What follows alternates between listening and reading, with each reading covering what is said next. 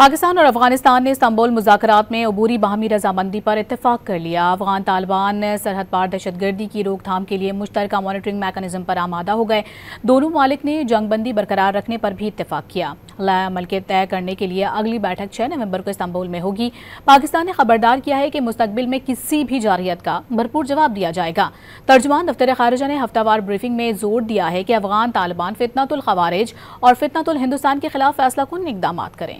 پاکستان کی ایک اور سفارتی کامیابی، استنبول مذاکرات میں عبوری باہمی رضامندی ہو گئی۔ افغان طالبان سرحد پار دہشت گردی کی روک تھام کے لیے مشترکہ مانیٹرنگ میکانزم پر آمادہ ہو گئے۔ دونوں ممالک نے جنگ بندی برقرار رکھنے پر اتفاق کر لیا۔ ذرائع کے مطابق یہ رضامندی مشروط ہے کہ افغانستان کی سرزمین سے پاکستان کے خلاف دہشت گردی نہ ہو۔ افغان طالبان فتنہ الخوارج اور فتنہ الہندوستان جیسے دہشت گرد گروہوں کے خلاف واضح، قابل تصدیق اور مؤثر کارروائی کریں گے۔ مشترکہ مانیٹرنگ اور ویریفیکیشن میکانزم کی تشکیل کے لیے مذاکرات کا اگلا دور 6 نومبر کو استنبول میں ہی ہوگا۔ ثالث و میزبان ترکیہ کے جاری اعلامیے کے مطابق مشترکہ مانیٹرنگ اور ویریفیکیشن میکانزم امن کو یقینی بنانے کے ساتھ خلاف ورزی کرنے والے فریق پر سزا عائد کرنے کا بھی اختیار رکھے گا۔ ترجمان دفتر خارجہ نے واضح کیا کہ پاکستان کشیدگی میں اضافہ نہیں چاہتا۔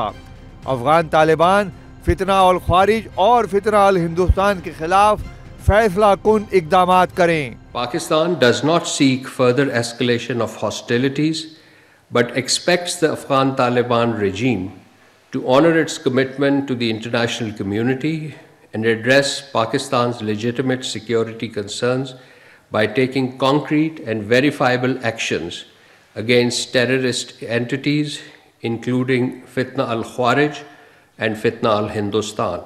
Pakistan will respond resolutely if provocations continue in the future.